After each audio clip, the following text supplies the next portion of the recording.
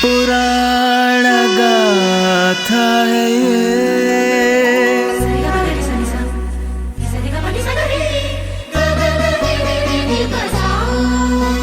सकल लोक सुख शांति कांति सब भक्ति भाव से संग रहे।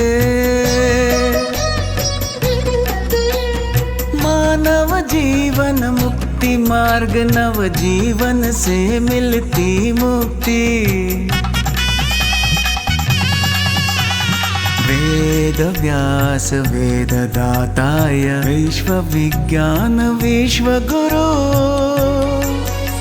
पुराण गाथा है ये, पुराण गाथा है ये, पुराण गाथा है ये, पुराण गाथा है ये।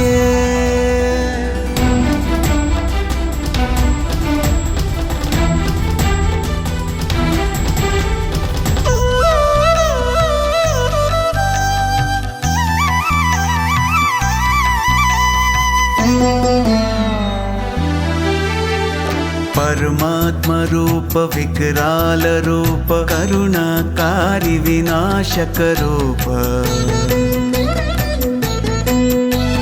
ब्रह्मा विष्णु शिव सृष्टि रचयता करते आध्यात्मिक विद्या प्रवाह। समभाव के ये संस्कृति मात पिता के स्वरूप में। दशावतार ज्ञान संस्कार है देते यही हमारा पुराण युग। पुराण गाथा है, पुराण गाथा, पुराण गाथा।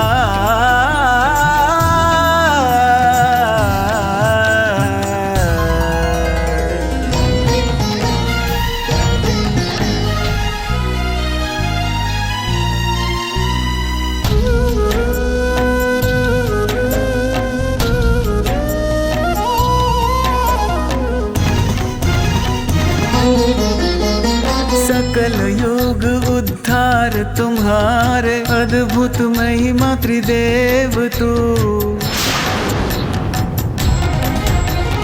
महाभक्त को वरदान देता तू, ओ भोले शंकर तू।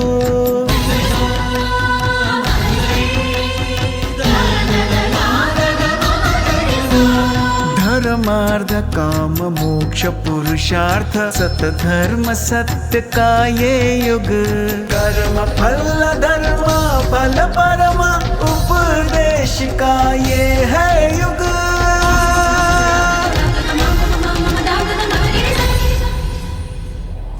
पुराण गाथा है ये, पुराण गाथा है ये, पुराण गाथा है ये।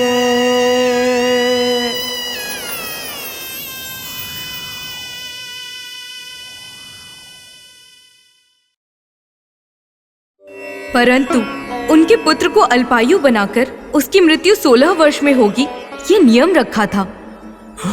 नारायण नारायण, इसका मतलब भोले शंकर ने वरदान के साथ साथ श्राप को भी प्रसादित किया है। ये मृकंड और मरुदमती दोनों कितने भले भक्त हैं। आदिदेव के नाम के अलावा किसी और के नाम का जाप तक नहीं करते।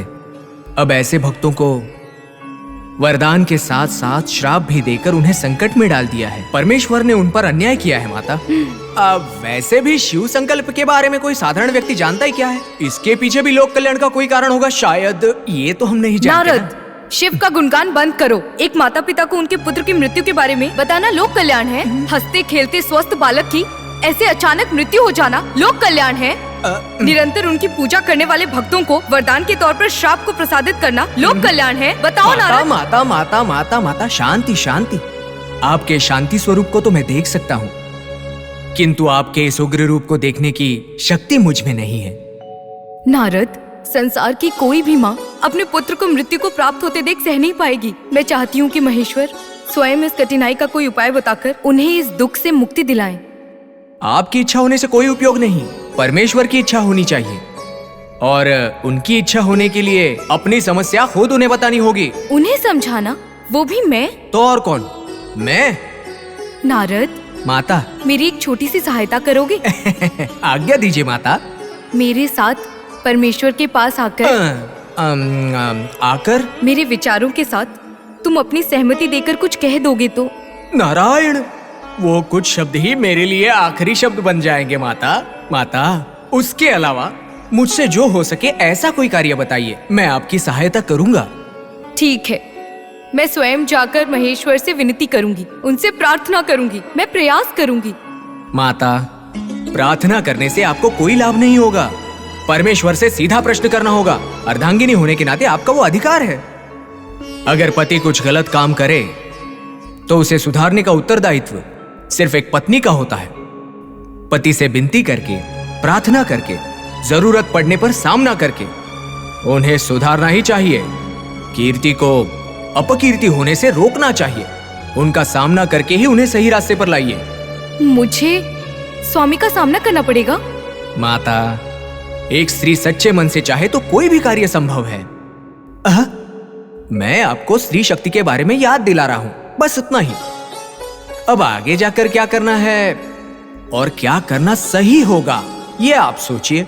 परंतु पति का सामना करना सही है क्या? माता, मेरे एक प्रश्न का उत्तर दीजिए। एक मासूम बालक के मृत्यु के विषय में परमेश्वर का निर्णय सही है या गलत है? आपको क्या लगता है वो बताइए। इसमें कोई संदेह नहीं कि वो गलत है। मुझसे भी ये सहन नहीं होता है ना? तो इस विषय में परमेश्वर का सामना करना पड़ेगा या नहीं? अन्याय को होने से रोकना है ना? उस मातृ मूर्ति को न्याय दिलाना है ना?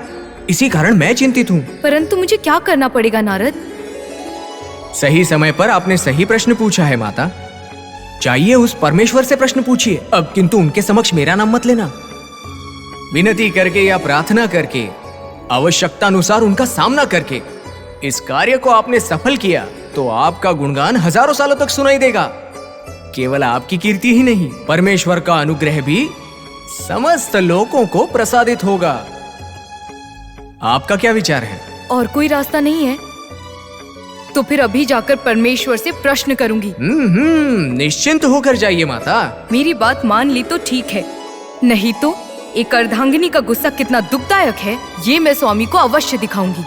हाँ माता, सत्य कहा, वैसा ही करना होगा। जल्दी जाकर उनसे प्रश्न कीजिए और सबको न्याय दिलाइए। सबका भला उसी में ही है।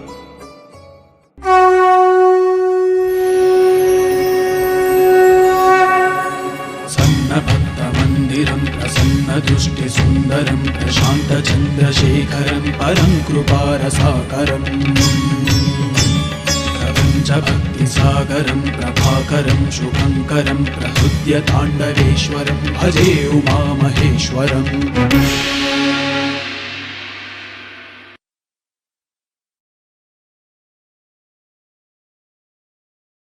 दक्षायणी, मुंह पर उदासी, कारण क्या है? सकल चराचर सृष्टि का लयकरण करने वाले आपको उस बालक की परिस्थिति दिख नहीं रही है क्या? आप किसकी बात कर रही हैं देवी? अपनी तीसरी आंख में प्रलय की ज्वाला को रखने वाले आपको उस बालक की प्रार्थना और विनती कैसे सुनाई देगी? क्या आप सच में इस विषय में नहीं जानते या फिर केवल मेरे मुख से सुनना चाहते हैं? देवी, छोटे बालक के लिए इतनी व्यग्रता? आपकी अनुग्रह और आपकी आत्मीयता को पाने वाला ये भाग्यशाली कौन है?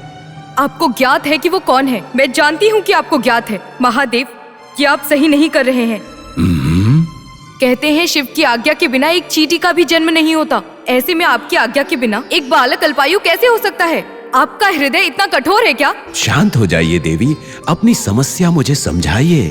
समस्त सृष्टि को समस्याएं देकर उनके परिहारों को बताने वाले हो आप समस्या को नहीं जानते। यह आश्चर्य की बात है स्वामी। मैं समझ गया अर्धांगिनी।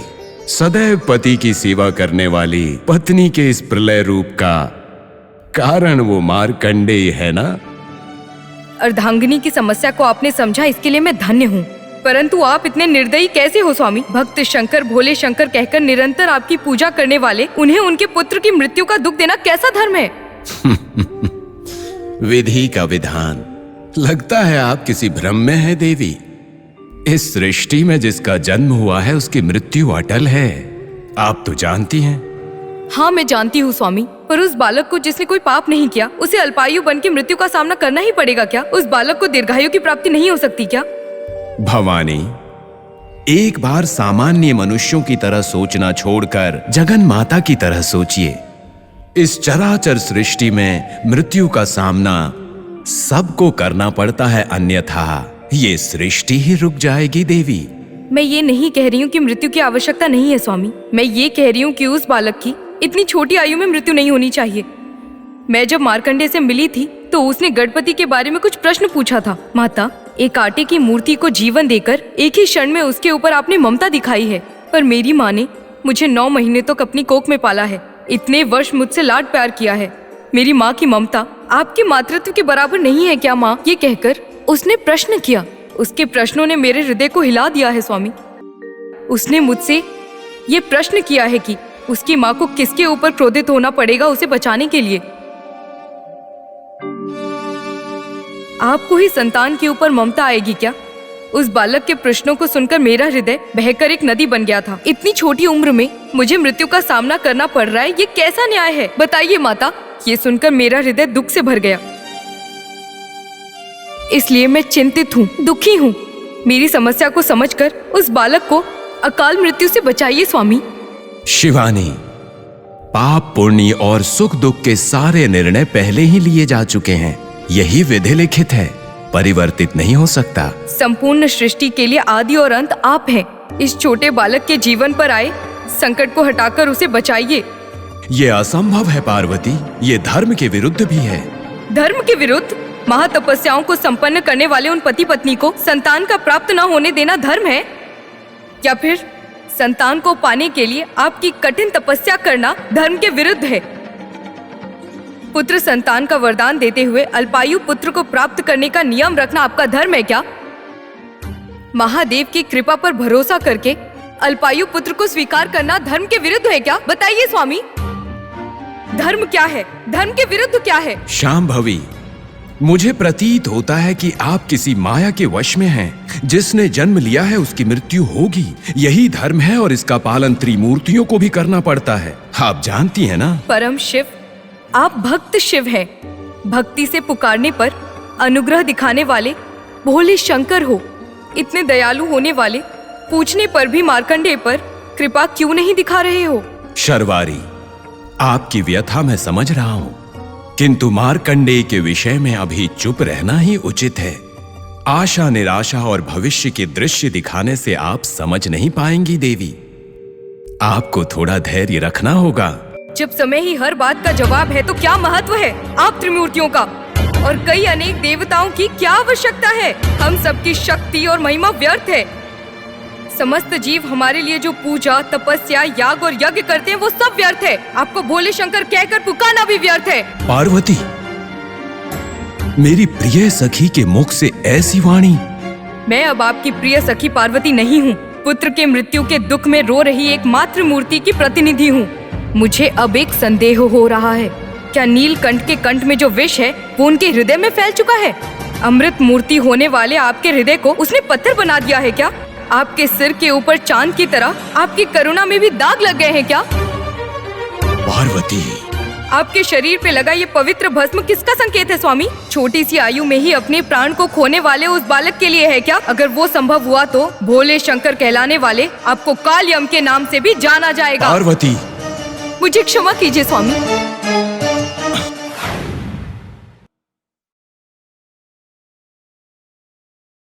ओम नमः शिवाय, ओम नमः शिवाय, ओम नमः शिवाय, ओम नमः शिवाय, ओम नमः शिवाय।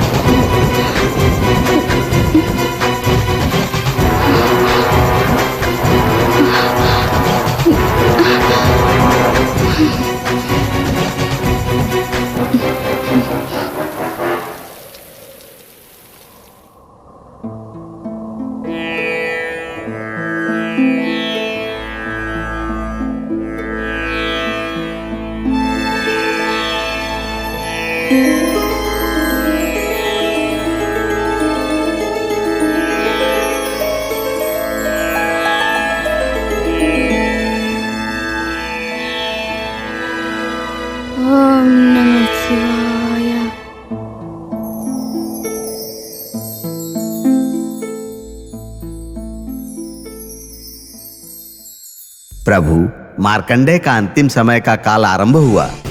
मार्कंडे, ओ मार्कंडे मृकांडा का प्रिय पुत्र है वो, नारद महर्षि का प्रिय शिष्य है। बस एक क्षण में अपने प्राण छोड़ने वाला है। महाकाल, जाके उस बालक को यहां लेकर आओ। जो आज्ञा प्रभु।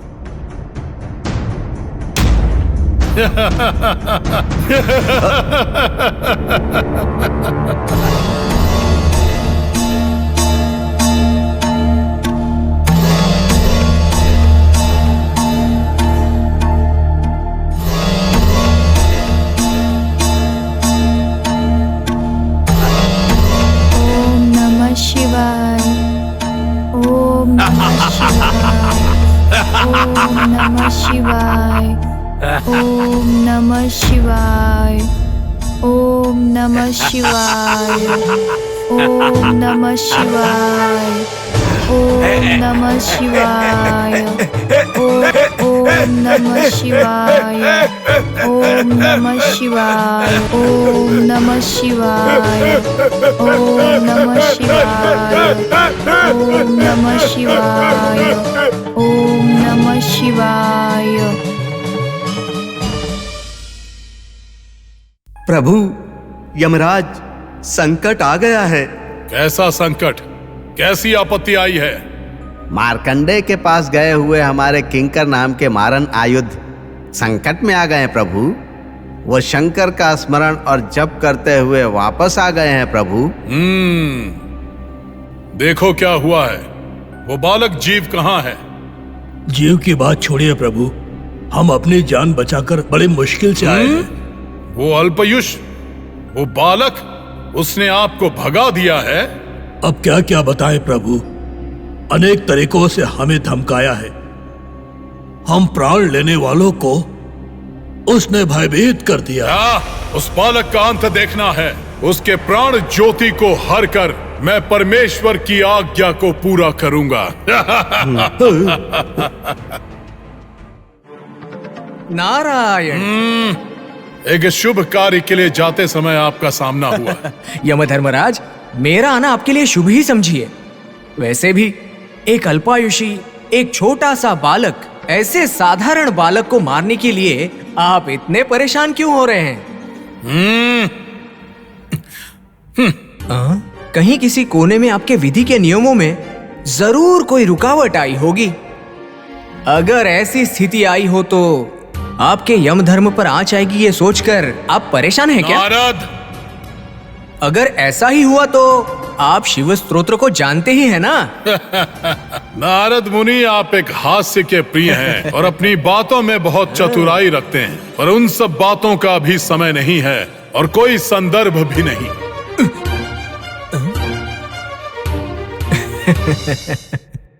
नारायण नारायण नारायण। ओम नमः शिवाय, ओम नमः शिवाय, ओम नमः शिवाय, ओम नमः शिवाय, ओम नमः शिवाय, ओम नमः शिवाय, ओम नमः शिवाय, ओम नमः शिवाय, ओम नमः शिवाय, ओम नमः शिवाय, ओम नमः शिवाय, ओम नमः शिवाय, ओम नमः शिवाय, ओम नमः शिवाय। हर हर महादेव शंभो शंकर। त्राहि मां रक्ष मां रक्ष मां। ओम नमः शिवाय, ओम नमः शिवाय, ओम नमः शिवाय, ओम नमः शिवाय, ओम नमः शिवाय, ओम नमः शिवाय,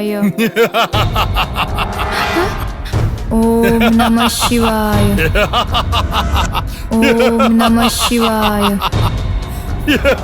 ओम नमः शिवाय। बालक है बालक। ओम नमः शिवाय।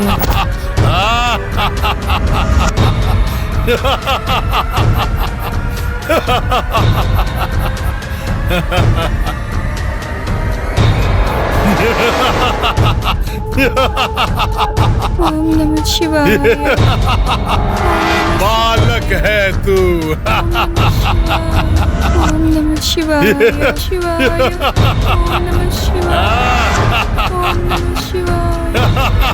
ओम नमः शिवाय। ओम नमः शिवाय।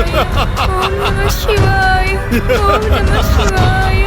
ओम नमः शिवाय। ओम नमः शिवाय। ओम नमः शिवाय। कौन हो आप? पाप करने वाले मानवों को पाप का उपयोग करके नर्क ले जाकर पाप और पुण्य का निश्चय करके दंड देकर धर्म की रक्षा करने वाला यमराज हूँ।